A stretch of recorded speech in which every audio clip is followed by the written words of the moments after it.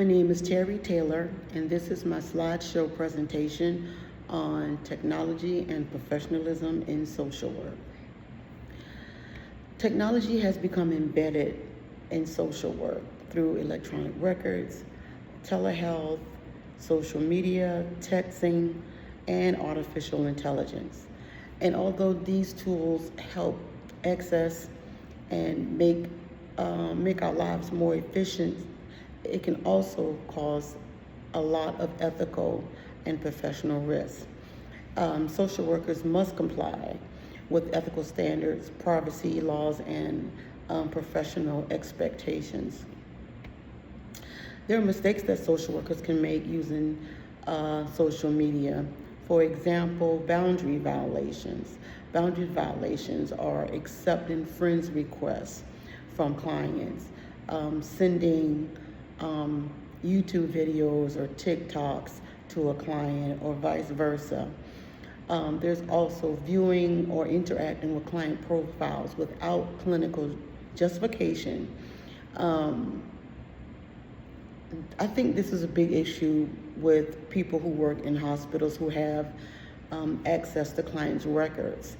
They, can look up somebody that they know, find out, health information about them.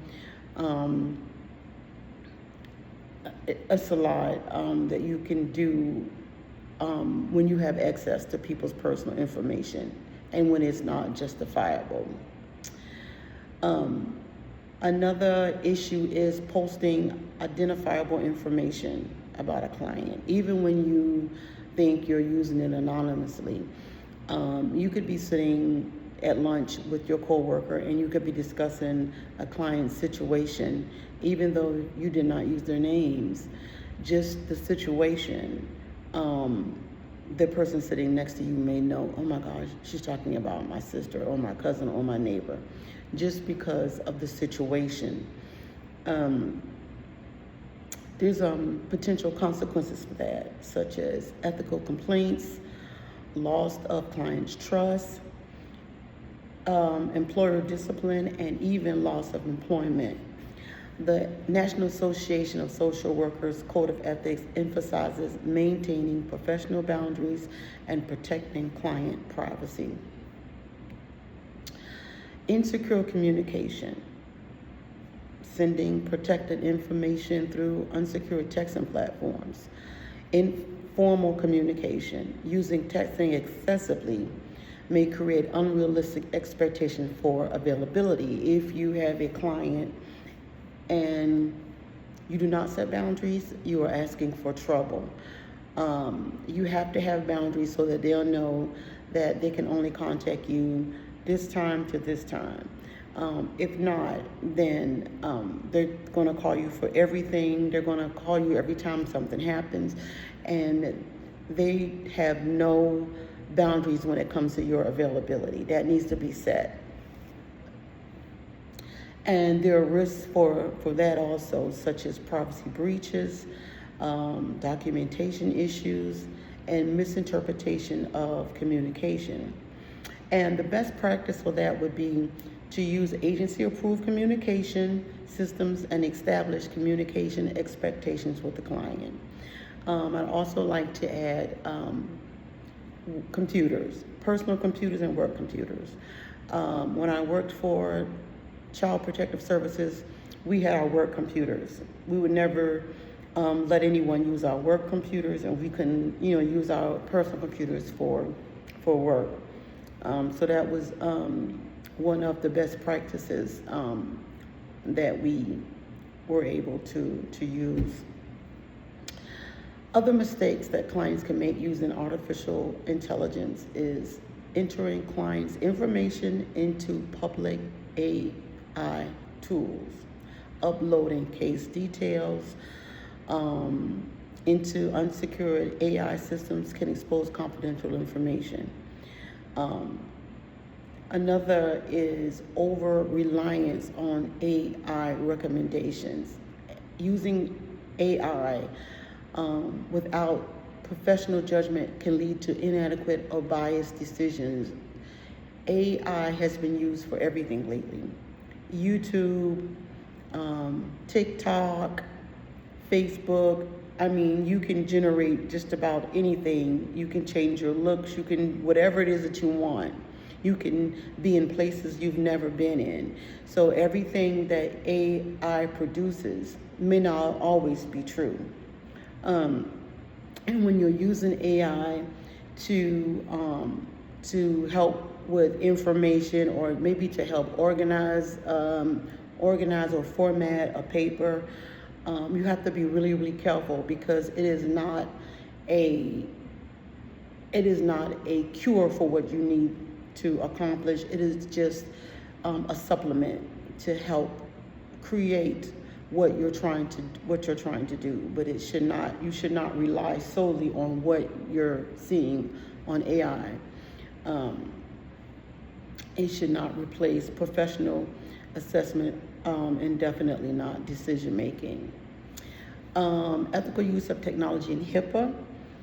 Telehealth and electronic records are a good example of that. Conducting telehealth sessions through unsecured video platforms can violate privacy protections. You would not want to go to McDonald's and be on a telehealth session. You would not want your provider to be home doing dinner time with his family or her family while you're trying to have your telehealth session.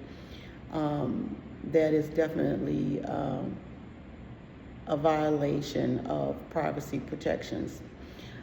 Storing client data without encryption increases unauthorized access risks.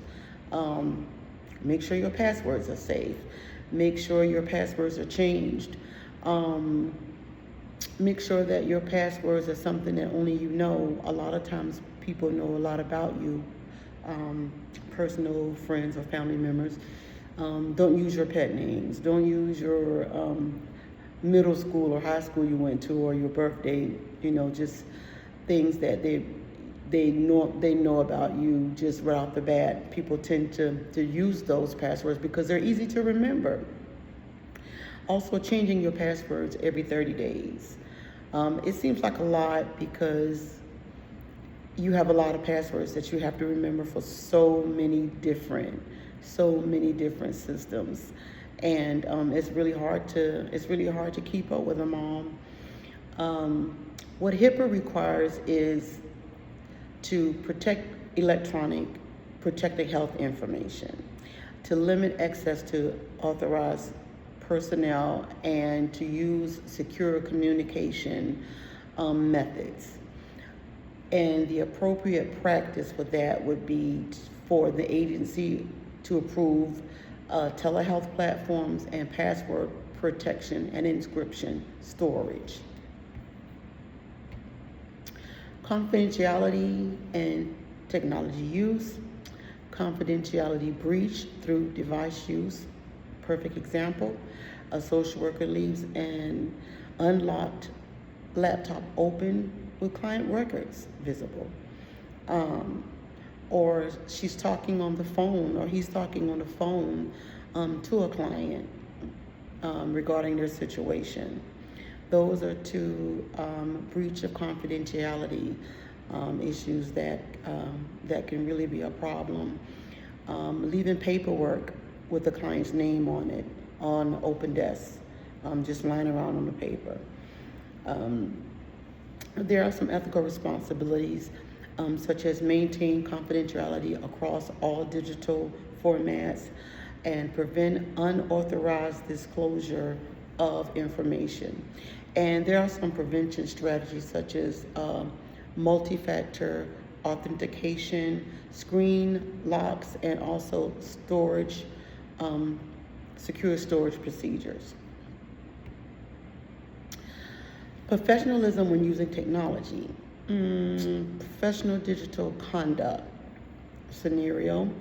A social worker posts opinions about clients or workplace situations online. You see that all the time, especially on places like TikTok.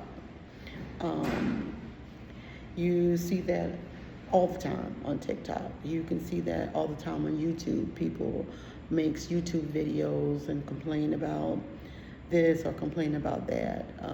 That is not professional digital conduct. The professional expectations of that would be to maintain respectful online communication and to separate personal and professional identities and to follow agency technology policies. Demonstrating professionalism means appropriate email communication, timely documentation, and responsible digital presence. One of the things I want to say about timely documentation, why it's so important, is because you forget things. You forget to write things down, or before you can document what you need to document, something else has arrived pertaining to that situation. When I was at Child Protective Services, we would have protected time, which means the sign is put on the door, we're not to be bothered. And I think that's really important because it gives you time to catch up with what you need to do.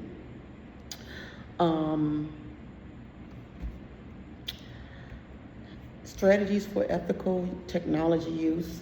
So recommendations would be to receive ongoing technical ethics training, review agency policies regularly because during the years the policies changed, and it's always good to make sure that, number one, the employer needs to make sure that their policies are updated, and it's a it's good practice to review them, obtain information, consent for digital communication, document electronic interactions appropriately, and evaluate new technologies before implementation. One of the worst things you can do is to use something new and not know how to do it. It wastes a lot of time, it wastes a lot of energy, and it can really get you frustrated. And it's good to practice using whatever you're trying to do before you actually try to implement it. Some key principles: technology should enhance, not compromise, ethical social work practice. Technology is great, we need it, it helps us out a lot. It can solve a lot of our problems, but when it's misused unethically, it can cause a lot of problems. Technology creates opportunities and challenges for social work practice. Ethical concerns increase privacy, confidentiality, boundaries, and professional conduct. Responsible technology use protects clients and strengthens professional practice. And that concludes my presentation.